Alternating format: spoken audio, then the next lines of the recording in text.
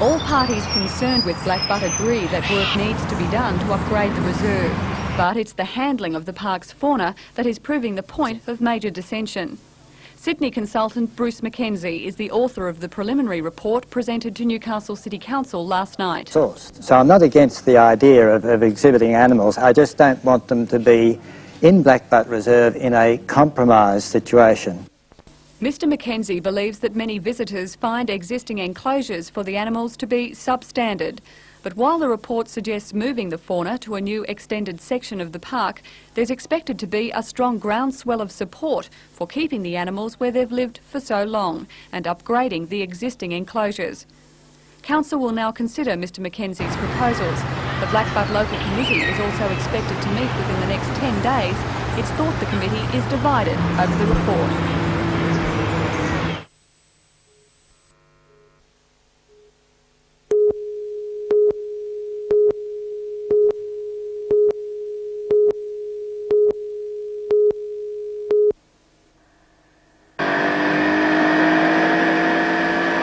Bridesmaid and never the bride. 26-year-old Debbie is in training for her 5th crack at the World Crown, this year on the Yarra in Melbourne. With World Championships held only once every 2 years, Debbie has been in the limelight for most of her 11 years of skiing. The first world titles that I went to was in San Francisco at Marine World Africa, and then the next ones were Acapulco, and we've been to New Zealand with water skiing and around Australia just about, and West Germany for the last lot, so we've seen a few places. All this travelling isn't cheap. Debbie estimates her father has spent $100,000 promoting her career. 3 skiers have been selected from the Central Coast and the Hunter, and the team of 10 representing Australia at the titles. Debbie, Peter Wellen and up-and-coming star Ken Derry from Blue Haven. 17-year-old Ken says in competition of this standard, skill and physical fitness are par for the course. World titles, he says, are about mind games. You've got to be mentally calm. You've got to just actually competing against yourself. Because if you start competing against other people, then you worry. It's not good for your mental attitude. The skiers head off for Melbourne on the weekend, preparing for the titles early in December.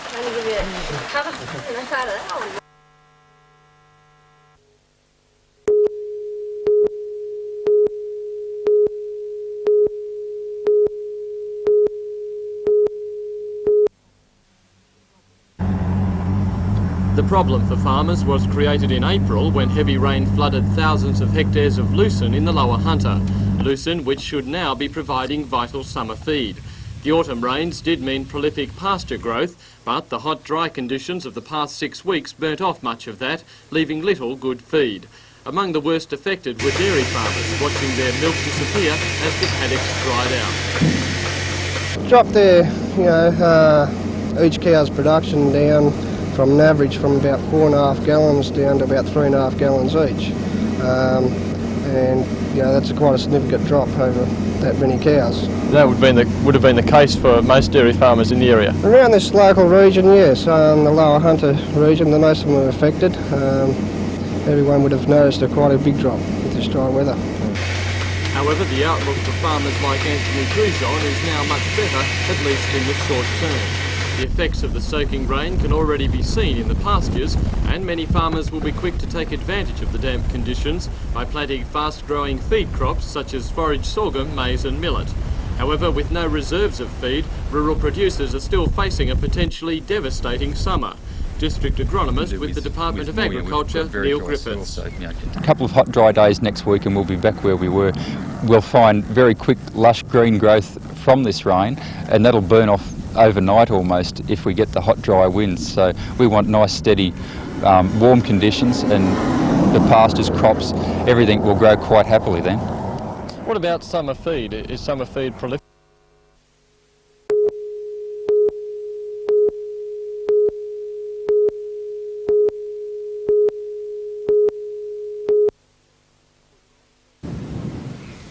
Foot rot costs New South Wales an estimated $50 million every year in the wool industry alone, $24 million in lost production and $26 million in damage to sheep and treatment costs.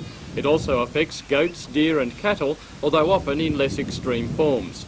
It grows and is carried in animals' feet and is highly contagious.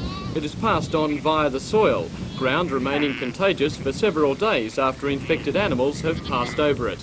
The disease is most virulent in wet, lush conditions and especially prevalent in high rainfall areas.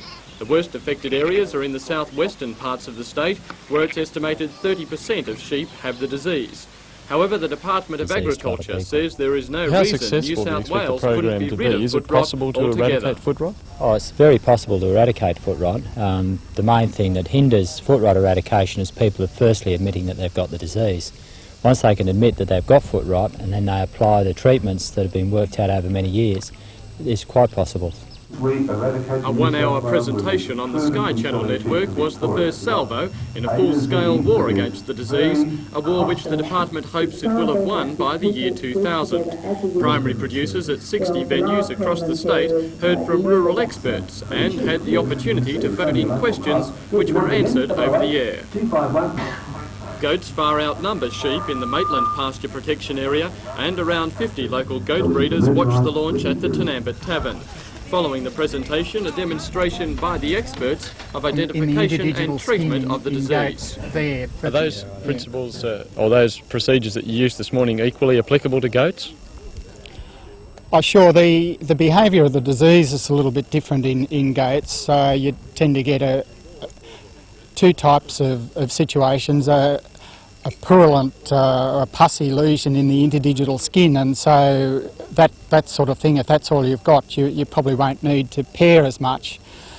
And but you do tend to get some underrunning of the heel with virulent foot rot in goats as well, and it can behave like that, and in that case you'd probably want to do some pairing, but I don't think corn growth is prolific in goats, and you can probably you don't get the really bad chronic lesions which are hard to pair and identify that you do get in sheep. But certainly if you've got virulent foot rot in goats, the procedure or the principles are the same, in that you've got to sort of pare down and open up those pockets of infection. But by that I don't mean that you've really got to get in and cause a lot of bleeding, and it's only necessary to go down as far as you find infection and open that up, and so that's available to what you're going to treat it with.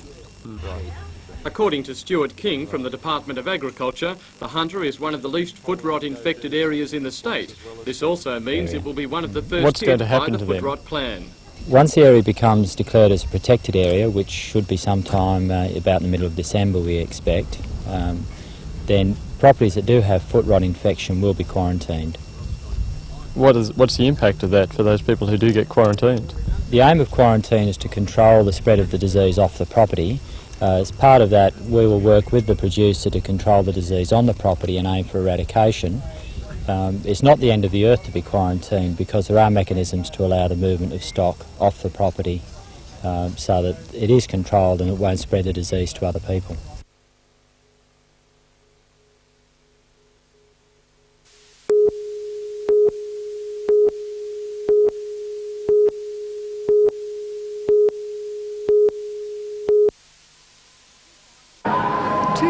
Students from throughout the Lake Macquarie area are expected to attend the two-day expo. They'll meet with representatives from government, corporate and community groups. For many, it's a golden opportunity to learn about different careers, jobs they've never before considered. Tertiary education is presented as an alternative, with details of courses available at local institutions. While it's hoped that most young people will find work, realistically, this is unlikely.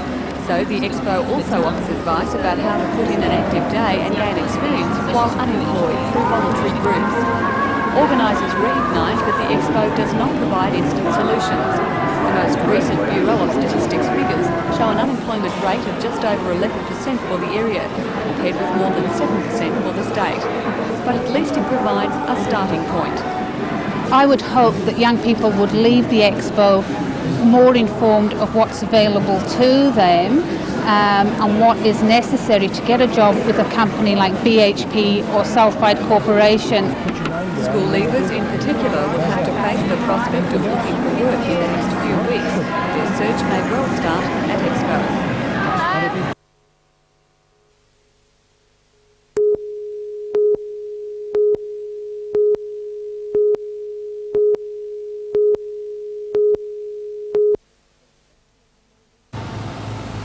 Construction of the mall began in April this year. The aim was to reflect the rich history of Maitland. The old 19th century buildings between Burke and Elgin Streets border the paved Heritage Mall. Last night's opening was the culmination of the months of work and a week of celebrations. The night began with the finals of the Miss Maitland contest, a title taken out by Rebecca Perkins. What followed was a feast of entertainment strewn along the length of the mall. Square dancing proved popular, and so too did the music of bands and buskers as shoppers inspected their new Heritage Mall. With the cutting of the ribbon and the lighting of hundreds of sparklers, Mayor Peter Blackmore pronounced the mall open and ready for business, just in time for the hordes of shoppers expected to flock to the mall for Christmas trading.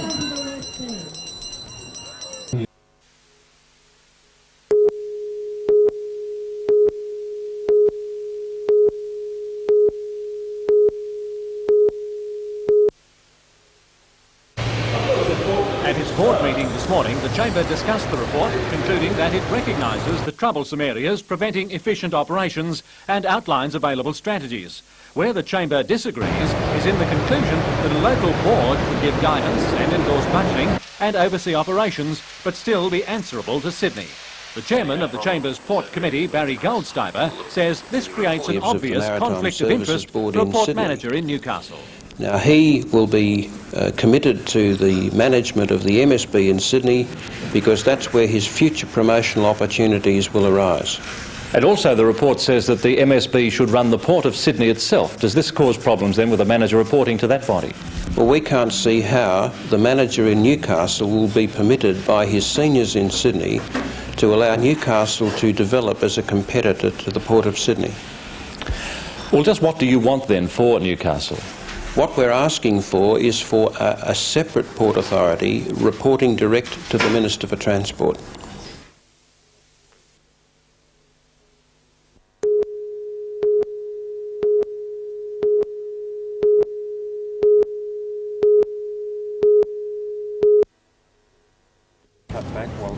Mr Carr's visit was to officially announce the successful Labor candidate to contest the Wallsend by-election. BHP's scientist John Mills is on the ticket after rank and file pre-selection last night from among 5 candidates. He says that as in Port Stephens, this by-election will concentrate on the government's performance. I'm sure state issues will be the big decider. There is an obvious difference between the Port Stephens by-election and this one. At this stage, Wallsend won't be contested by a Liberal candidate. However, Mr Carr says the Liberal Party isn't completely without representation. Mr Griner's not prepared to run candidates under the Liberal banner, but 2 former Liberal candidates are going to bob up calling themselves independents this time round. And I think this exposes the myth of the independent. These will be people who are funded by the Liberal Party, who hold membership in the Liberal Party, who stood as Liberal Party candidates in March in the last 8 elections, but who are pretending this time round they're independents.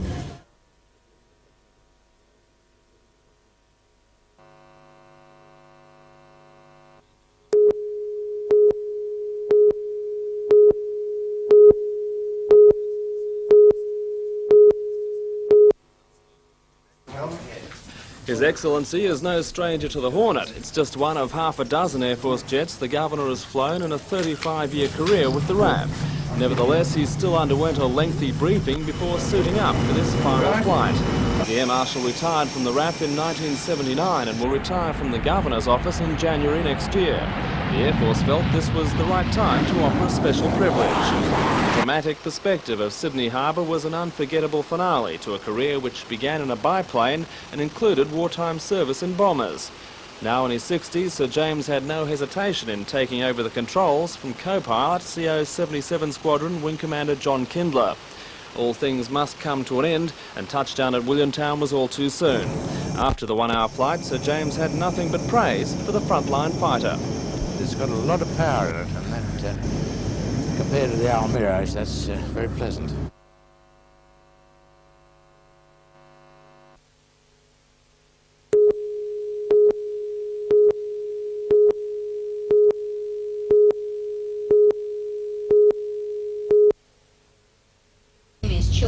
The shield for the junior organisation which has achieved the most in the year was awarded to Hamilton South for their exceptional enthusiasm and involvement in Red Cross. Director of Youth Pamela Brown praised the school for the activities undertaken, which included a Lego competition, a show bag week and weekly collections from each class. The award is keenly contested by over 1,000 schools in the state involved in Red Cross, with the money raised by each going to assist children's homes in Sydney. Today, the Ruby Story Shield was presented by Lady Mayoress Mrs McNaughton and proudly accepted by Catherine Giorgio and Flora Telepis on behalf of the school. Proudly received the Red Cross.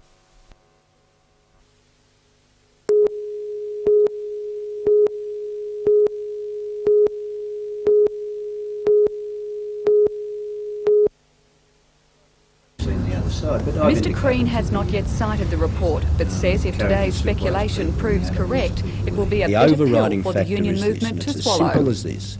Judges and politicians have to operate under the same guidelines and procedures as is expected of the rest of the workforce. Nothing more difficult than that. No double standards, a consistent application across the community.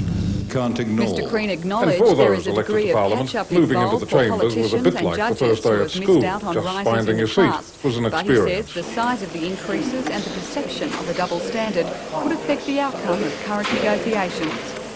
What we're looking for is consistency, and if there isn't consistency, I can't see how the trade union movement would support it. From a worker's point of view, though, is it a case of do as I say, not as I do? Well, I think obviously that's going to be the assertion, particularly so far as the Deputy President of the Arbitration Commission is concerned. But he has not set his own rates. It's a tribunal. As I say, I think that what we've got to do is to look at what the report says, but on the face of them, they'd have a fair bit of justifying to do to get to the 80% increase. I just don't understand how they can justify that amount. Mr Crean also commented on Newcastle's most important industrial relations project, the frigate bid. I've not played favourites, nor has the ACTU, despite the assertions that come from this part of the country. While he hadn't been invited to inspect Carrington slipways today, he'll return next year to tour Newcastle's facilities.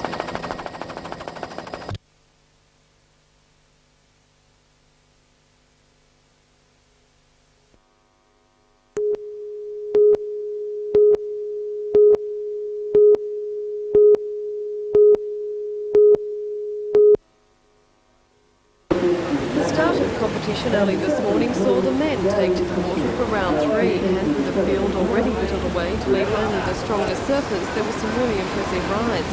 Conditions this morning weren't exactly copybooked with a high tide prevailing, but as the day wore on, breaking out the back gave a little more length and most competitors seemed happy enough. 32 men started 4 apiece in the 8-round heat, the last of those providing probably the most interest for the local boys Luke Egan and Matt Hoy in the lineup.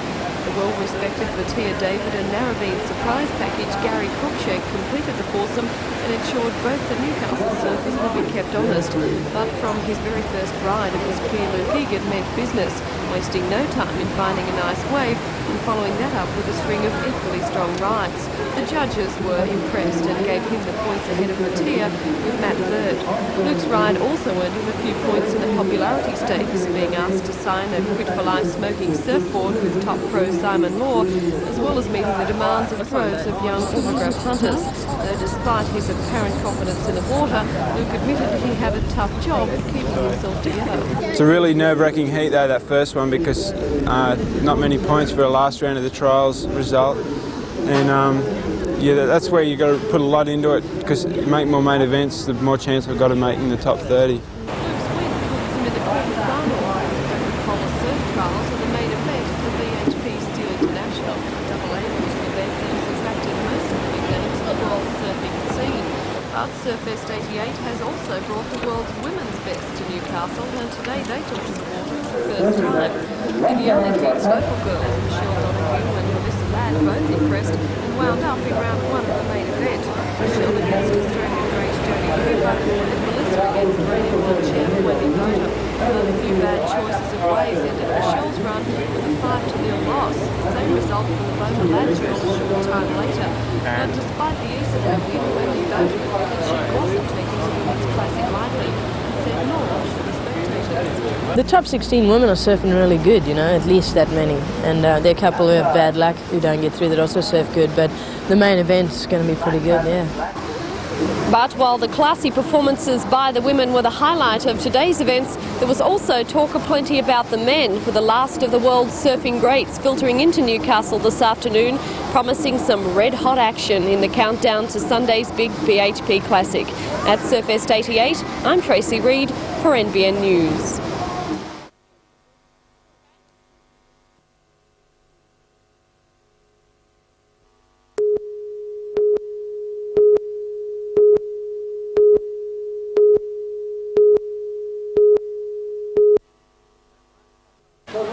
They were uncovered on the beach, but trying to get covered out in the water. With a good surf ranging from 1 metre in the morning to 1.5 metres in the afternoon, the top surfers in the world went to work. Yesterday, 11 seeded surfers dropped out of the trials, and the highly rated surfers were also pushed today. Tom Carroll had his moments.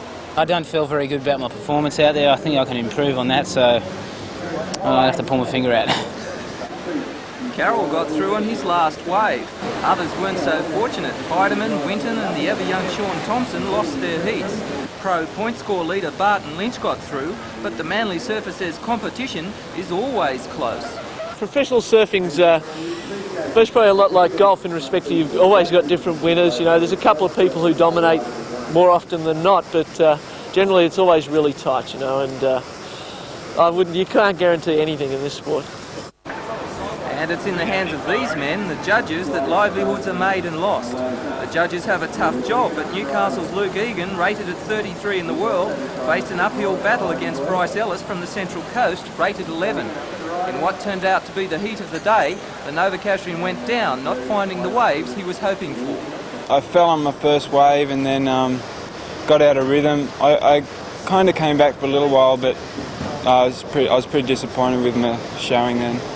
16 surfers move into tomorrow's quarterfinals, and with a predicted rise in swell, conditions should be perfect. I'm Peter Ryan reporting from Surfest for NBN News. Do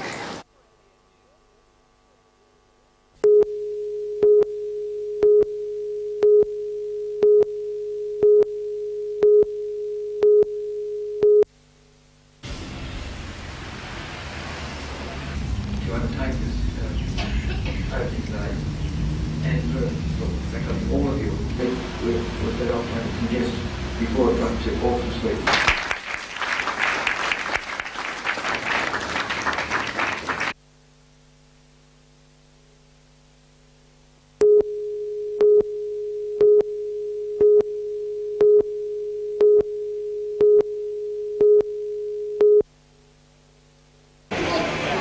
In the main event, the $55,000 BHP Steel International for men, the 3 top seeds are through to tomorrow's quarterfinals.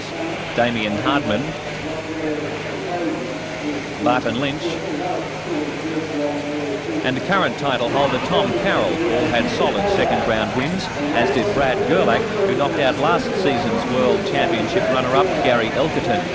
Tomorrow, Gerlach and Brazilian World Junior Amateur Champion Fabio Gioveia clash in the first of what should be 4 exciting quarterfinals. Since recently turning pro, Gioveia has been the find of the Australian leg of the World Tour. Today he also took the $3,000 first prize in the Pro Junior event, just edging out local Luke Egan. A highlight of today's program was the win by the Merewether Club over a rest of the world combination in a tag team challenge. Despite the absence of 4 times world champion Mark Richards, Merewether, the current Australian tag team champions, won 123 points to 119. It was an especially sweet win for the local club, which turned 25 years old today, and as part of the celebrations, launched a book which traces the club from its humble beginnings to being one of the world's leading clubs. The finale to today's program was the final of the women's event. Pam Burridge proved the master in the tricky 1 to 1.5 metre serve to score her first win of the season over fellow Sydney-sider 18-year-old Pauline Mensah. It was a little difficult only because there wasn't as many waves as I'd expected, so I played a waiting game and got some sets right down the beach, but I think probably helped me a lot. The win now gives Burridge an outside chance of taking this year's World Championship, as long as she can finish ahead of Frida Zamba and Wendy Bota in the final tournament of the year in Hawaii next month. One of the better ambassadoresses.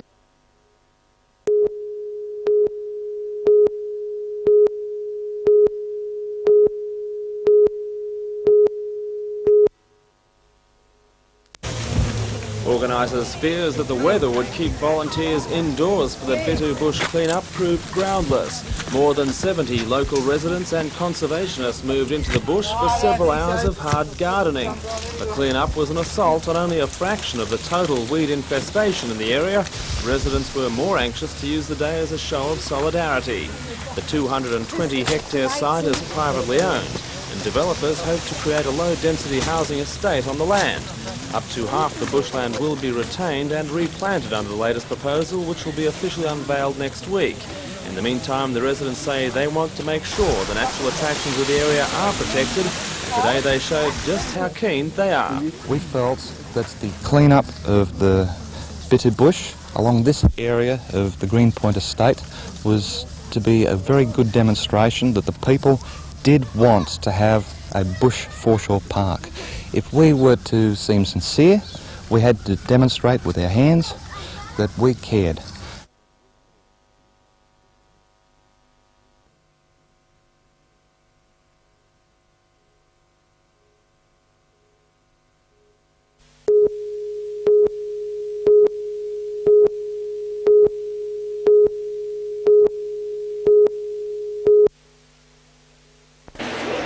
Robbie Bain's win through to the final is a story of courage.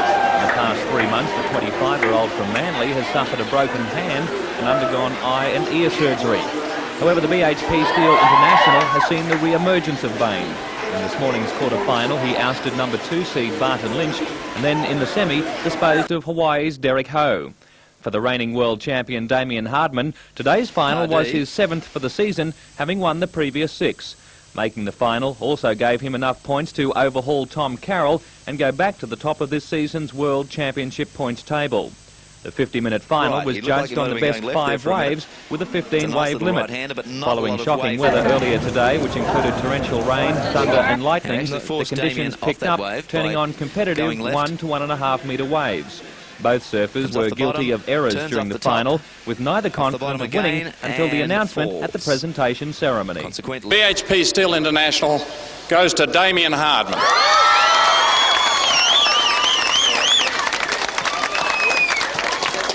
Congratulations, Damien. Well done. Good. I'm stoked. I honestly thought I lost when I come out of the water after seeing Robbie's last wave. Being a AA rated event, the winner will receive 1,500 with points. the world champ getting the judges 3-2 over Bain, who moves up the world ratings 1 place to number 9. Heading into Hawaii. We'll just have to wait and see.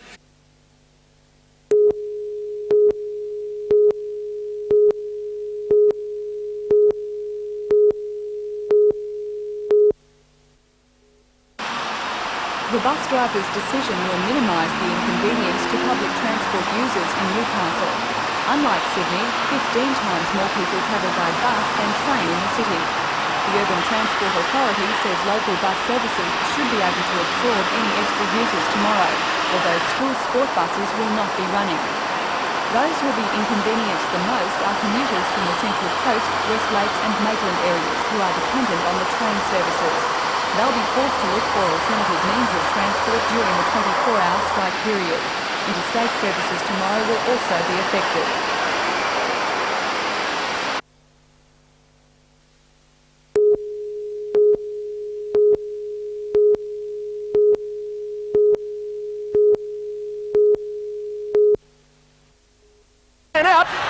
Cinnamon green and white has been the Newcastle Newcastle colours since 1978. Previously, the team had played in blue and white and red-topped socks, colours which have since been adopted by the Knights. The proposed change for the 89 season was thought to be similar to the Knights' jersey, and as manager of the Newcastle Rugby League, Tom Ellis, said, the board decided against the idea. Tonight, because the colours are written into our constitution, it was a constitutional change, and so it required a 3/5 majority, and unfortunately the 3/5 majority wasn't reached. It didn't get enough votes, so we have the cinnamon and green to continue in 1989. Tom admitted the Newcastle Rugby League faced a tough year in '88, losing crowds to the Sydney League. So this next man year they would goes be back, to the the under the arm ball to Whittaker. That is classic giving Newcastle top quality Rod league. Whittaker manages. I think that 1989 will be extremely exciting. I think the NRL will fully back up the Knights in promoting rugby league in Newcastle and keeping it right up the top in the city. It's a mad rugby league town, there's no doubt about it.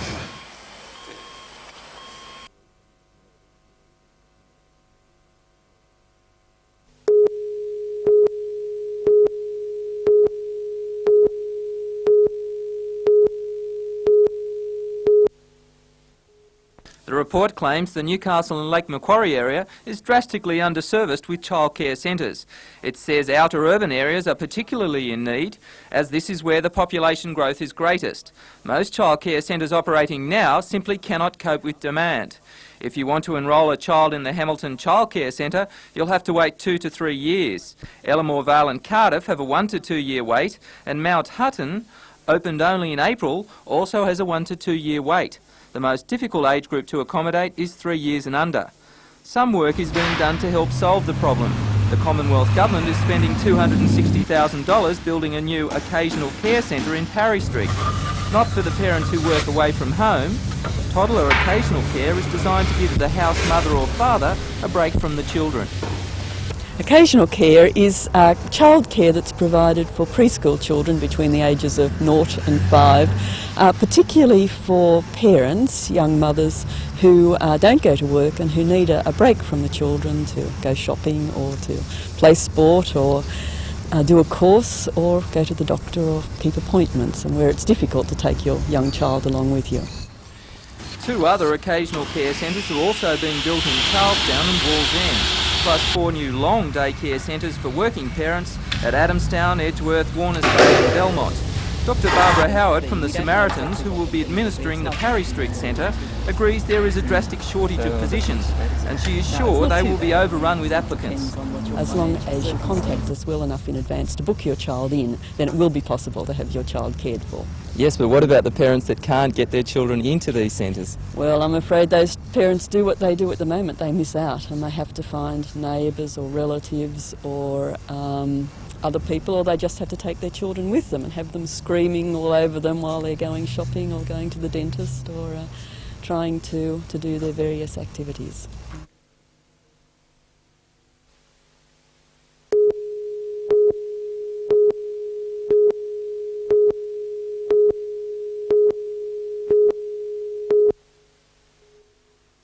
Dismissing The suggestions NRMA figures are based on claims per 100,000 policies and are divided into 5 regions: Sydney, Wollongong, Newcastle, Country and ACT. Sydney claims increased the most, from 33.8 claims last year to 35.3 this year.